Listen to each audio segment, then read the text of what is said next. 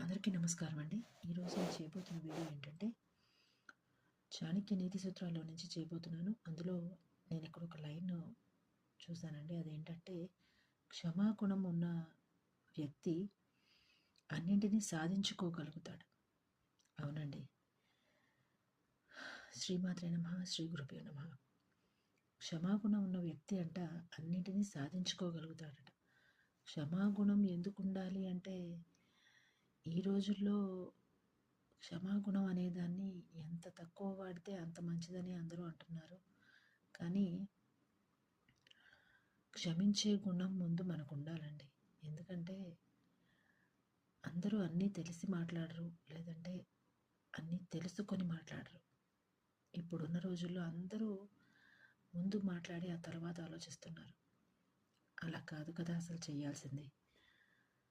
ఏదైనా ఒక టాపిక్ ఉంటే దాని గురించి తెలుసుకోవాలి. తెలుసుకొని మాట్లాడాలి కదా! కొన్ని సార్లు తప్పులు దొర్లొచ్చు. వాటిని సరిచేసుకునే అవకాశం ఉంటుంది. కానీ అదే పద్ధతి మనుషుల మీద కూడా చూపిస్తే కొందరు దాన్ని పాజిటివ్‌గా తీసుకోలేరు. మరికొందరు గొడవ పడతారు. మరికొందరు పోనీ అని వదిలేస్తారు. కానీ అందరూ వదలలేరు. కొన్నిసార్లు వదిలేయడం మంచిది. ఎవరో చెప్పినట్లు వదిలేయడం మంచిది. పట్టుకొని లాగి పీకే కన్నా వదిలేసి మన పని మనం చేసుకోవడంలో కొంత సమయం వృధా కాకుండా ఉంటుంది.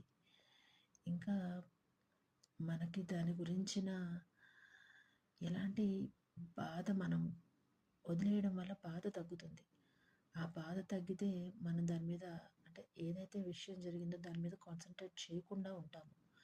అలా కాన్సంట్రేట్ చేయకుండా మన పనులు మనం చేసుకుంటే మనకి ఒకటి మానసిక ప్రశాంతత ఉంటుంది. 2 మన పనులు జరుగుతాయి.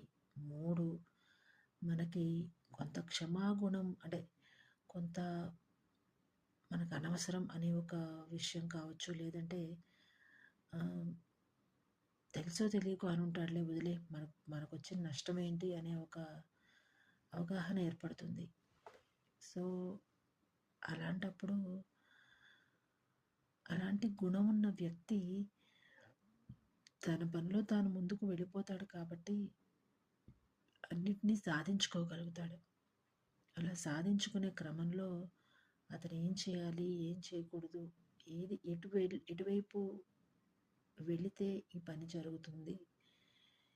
మనకి ఏ దారి కరెక్ట్ అని తెలుసుకునే క్రమం